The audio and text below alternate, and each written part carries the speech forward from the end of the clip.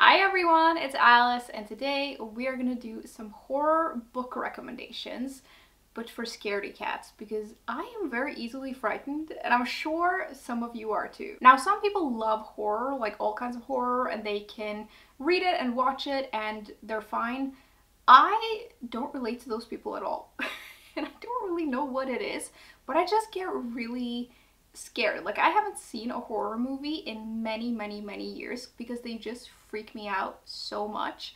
And I don't know what it is. Maybe it's because I saw a lot of horror movies when I was quite young, and I was probably a little bit too young, so there's something there, but like, I just can't deal with it. I have a slightly higher tolerance for reading horror though, and what I want is something like creepy and spooky and maybe a little bit scary, but not outright terrifying, at least not terrifying like throughout the whole book.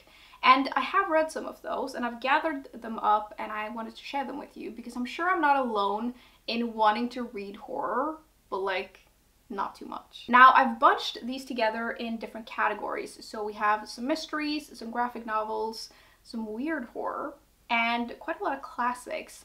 Now, I am doing a separate video actually on specifically ghost books. So if you're into more sort of that like spooky side of things, keep your eyes peeled for that. Let's start with some mysteries. And the first one that I have here is basically a modern classic at this point. It's Misery by Stephen King. I haven't read a lot of Stephen King, but this is obviously one of his most famous books.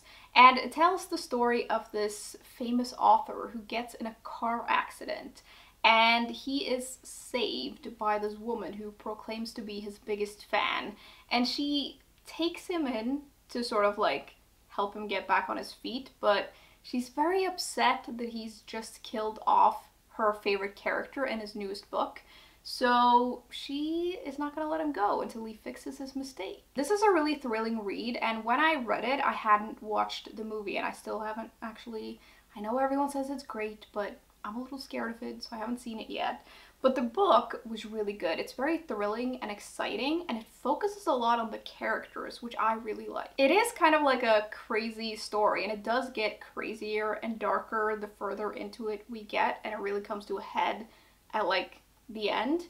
But I found it to be like a manageable level of scary. There are a couple of graphic scenes, so yes, it has some scary bits and it has a little bit of gore, but I feel like there's so much else going on in the story and not just like the scary bits, and everything else is just really interesting and the characters are very interesting. The second one I have is a book that I mention all the time. It's Perfume by Patrick Süskind, which is historical fiction, and it's set in 18th century France, where we meet this boy who's born with an extraordinary sense of smell.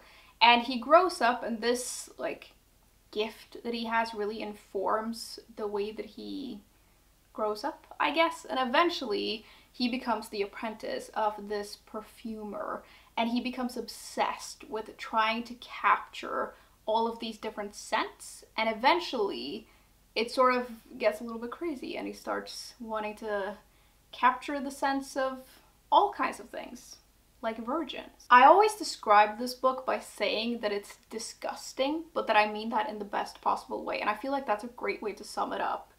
The way it's written is so good. It's really vivid, and like the way that we see the world through these scents, and we get to know this character who's just like really disturbed. It is so good, and it's creepy in a sort of unique way. It's not outright scary, I would say. It's more like on the creepy side of things. Then we have this little book. This is a novella, I guess. It's You Should Have Left by Daniel Kehlmann, and this also leans more towards the sort of like creepy, eerie side of things, although towards the end this does get quite stressful. The story is about a writer who brings his family up to this house in the mountains, and they're gonna stay there a week, and he is like writing in his diary, and we're basically reading his diary, and through these entries we notice that things are not quite as they seem. Things are getting a little bit weird.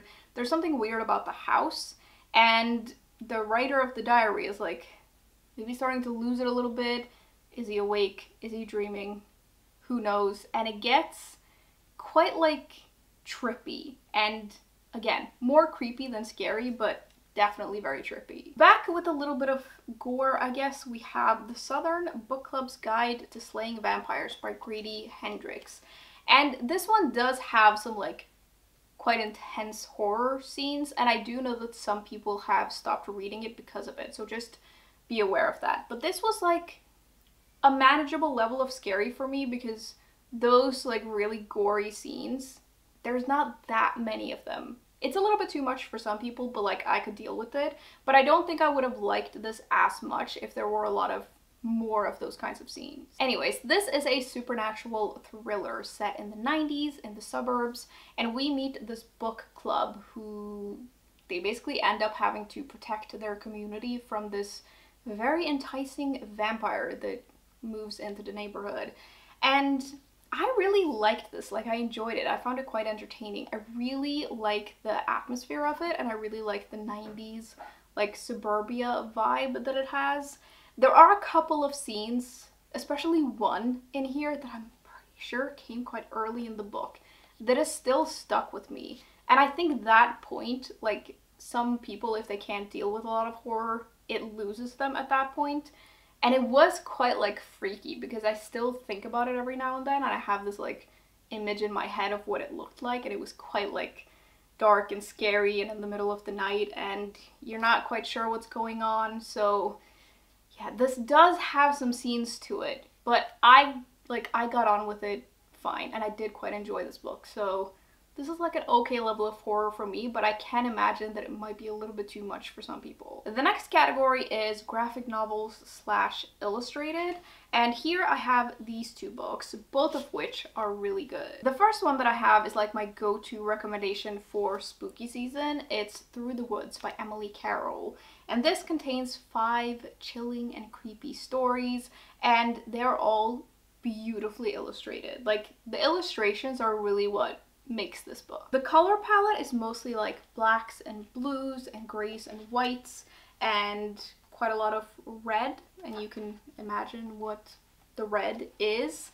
I just think this is so good though. It's perfect to read on like a dark night, although if you are on the sensitive side, maybe don't read this at night because it is a little creepy. The second one I have is The Sister Who Ate Her Brothers by Jen Campbell, and this isn't outright like fully illustrated, but it has illustrations on most of the pages, and then it has like these full page illustrations throughout the book. We get 14 fairy tales from around the world here, and they've been sort of reworked to be more similar to their like original form, which is usually quite like grisly and dark, but it's also been reworked to be quite inclusive, which is really cool. This is geared, I think, towards a slightly younger audience, so it's not like, it's never gonna be too scary. It's just like creepy and eerie and like scary in the way that original fairy tales are scary. Like that's the level that we're at. Although some fairy tales are like pretty scary, but none of the ones in here are like too bad. Moving on, we have some weird horror, and what I mean by that is that like these books are, they're not like traditional horror, and they are definitely on the weird side, and they lean more towards that like dark and disturbing side of things.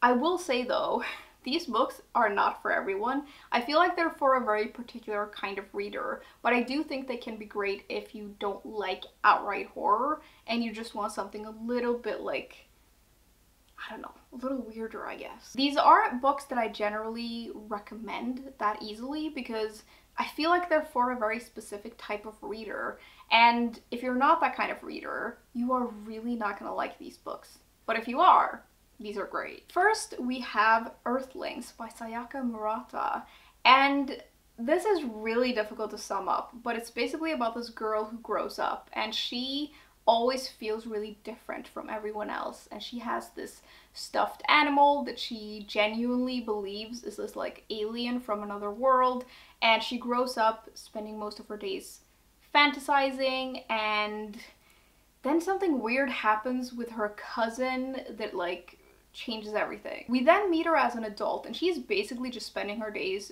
trying to pretend to be normal, and then her cousin comes back in her life and things really go off the rails.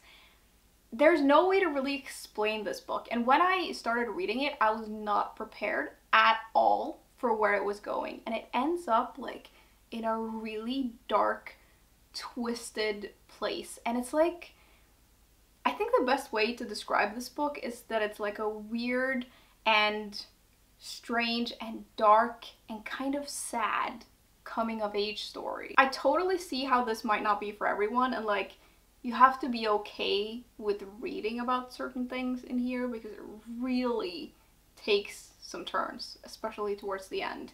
But I really liked it. I don't really know why, but this, like, it kind of blew my mind a little bit. The second one I have is Catherine House by Elisabeth Thomas. And again, this is a book I know not a lot of people get on with, but I really, really liked it. It has this really atmospheric, dreamlike, claustrophobic, almost hazy feeling to it that I just really liked. And it is the kind of book that, like, not a lot happens in it, so you kind of have to be okay with that. The story is about this young woman who gets into this like highly prestigious school, and the school is very mysterious, and it's like known for churning out like the best of the best people. And she goes there, and you know, she gets there and realizes that not everything is as it seems, and there's definitely something darker going on. We're following a main character who's quite apathetic and impassive, and I think that that can be frustrating to read about for a lot of people, but I don't know, I really liked it. I really enjoy like the whole vibe and feeling of this book, but it is very much the kind of book that's just like, it's just vibes. This book is actually a great segue into the next book that I have, which is Bunny by Mona Awad. And I feel like if you like one of these, you might like the other because they have some similarities to them. There is something about the vibe in this as well that is similar to Catherine House, and I think both of them have this like cult-like feeling to them that is very particular. This does have kind of like a similar setup as well. It's about this young woman who gets into a prestigious like school and this particular program, like a writing program.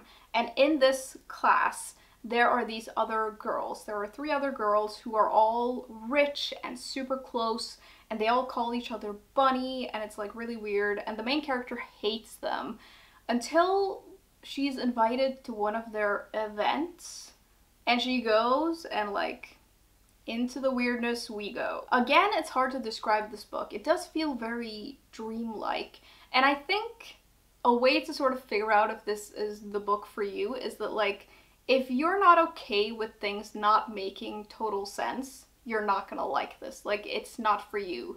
But if you can sort of just get into it and go with the flow, it is like really weird, but really good. Lastly, for the weird books, we have a book that I read earlier this year, and I am still like constantly thinking about this book.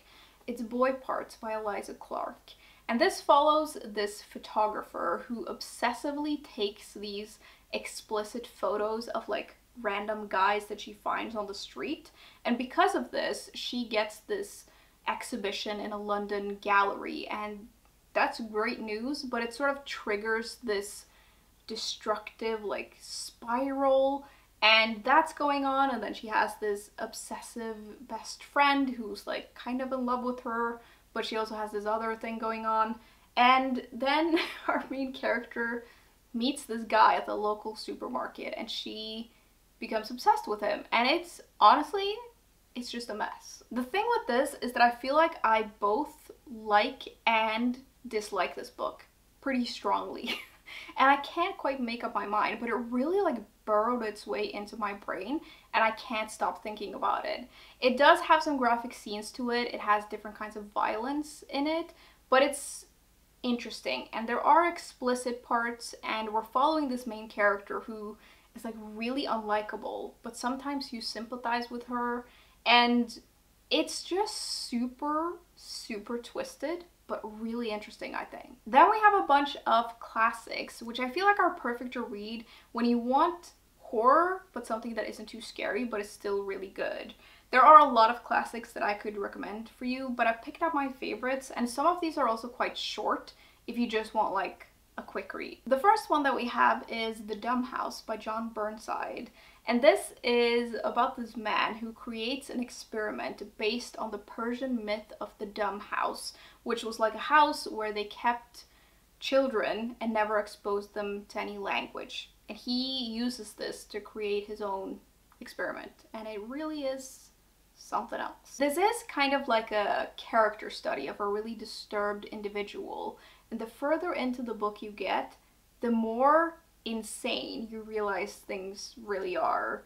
It's quite unique, but it's really good, and I actually think if you like Perfume, you would like this, because although it's not the same, it has some similarities. Secondly, of course I have to mention one of my favorite books. It's Frankenstein by Mary Shelley. I'm not going to go on about this too much because I know I talk about it a lot, and it's also like most people know what this is. But of course, if you don't know, this tells the story of Dr. Frankenstein and the monster that he creates. And the monster bit in this book is like particularly amazing. Like the middle of the book where we get to read from the perspective of the monster, it is so atmospheric and just so freaking good. I do know that a lot of people struggle to get into this book though, because like the first bit of this is a little bit tough to get through, and I know some people really struggle with it. And I know some people think this is insane, but I really think you can just skip that part. Just like skip it and get to the first part with Dr. Frankenstein and just read a summary online of what that first part is. I know some people think that's crazy, but really like everything that comes after that is the great part of this book, and if you can't get through the first book, just skip it and get to the good part, because the good part is amazing. Then we have some short stories if you're in the mood for just like bite-sized horror. We have The Bloody Chamber by Angela Carter, which is like fairy tale retellings, and if you like those, you're probably gonna like this. I wasn't familiar with a lot of the fairy tales in here when I read this, and it was still great. These are really well written, lyrical, atmospheric, and it's perfect to just read if you want just a little bit of horror. Another bite-sized piece of horror is this. This is The Telltale Heart by Edgar Allan Poe, and this is actually my favorite story by Poe, and I love Poe's writing. Like there's something really gothic and gorgeous about it that I just think is amazing, and it's perfect for the autumn season. Like it's so good. If you don't know, this tells the story of this man who confronts his desire to murder this other person, and it drives him a little nuts. Or actually, a lot nuts. Although this is very short, obviously, it's very atmospheric, and I think it's so good. Like, seeing this descent into madness that we see in the story, it's just so good. Next, we have got The Island of Dr. Moreau by H.G. Wells, and this is quite short, even though it's a novel. It's a pretty quick read, I would say. It tells the story of this guy who survives a shipwreck only to find himself stranded on this island where there is this guy named Dr. Moreau, and there are also all of these strange creatures on this island, and as we go along we find out what these creatures are like the result of. This is a pretty interesting read. It has some fascinating themes to it, and when I went into it I sort of knew what it was about, but I was actually surprised at how weird it is. And it's like, it's not particularly gory, but it's like kind of disturbing. Second to last, we have another short one. It's Dr. Jekyll and Mr. Hyde by Robert Louis Stevenson, and most people are familiar with the story. Even if you haven't read it, you might like sort of know what it's about. It tells the story of this mild-mannered Dr. Jekyll and his slightly insane problem, I would call it. This is really good though. It's very atmospheric, and it's really interesting to read about the characters in here. I also do think even if you know what the story is about, it's still worth a reading if you haven't read it, because it's a very interesting sort of character study, and it's an interesting story about just like good and evil within a person. Then at the very end, I actually have a Norwegian classic for you. I have the Norwegian edition of this, which is called Dødes, but in English, this is called The Lake of the Dead. This follows a group of young people who decide to go up to this cabin to investigate the suicide of one of their friends. And when they get there, weird things start happening. The setting of this is really good with the cabin and the forest. It's really atmospheric, and we're following a group of characters who all have very different perspectives about what's going on, which I really liked. I will mention though, I remember when I read this, I was a little bit annoyed at some of the outdated views in this book. Obviously it's a little old, so occasionally something like in the story is a little annoying. It doesn't really matter, so you can kind of ignore it, but it's there and I just want to point it out. I still think it's worth the read though. It's a very atmospheric story with a little hint of the supernatural and a lot of psychoanalysis. I feel like I've been talking for ages, but there you go. That was the last book. Now, I would love to know if any of you have any recommendations for these kinds of books that are like horror or horror-ish, that are like, you get that vibe, but they're not actually too scary. If you have any book recommendations for that, I would love to know. And maybe actually movie recommendations, although I do struggle more with movies, so I don't know. But definitely book recommendations. Let us all know in the comments. That was kind of it for today though. As always, thank you very much for hanging out with me today, and I will see you soon. Bye!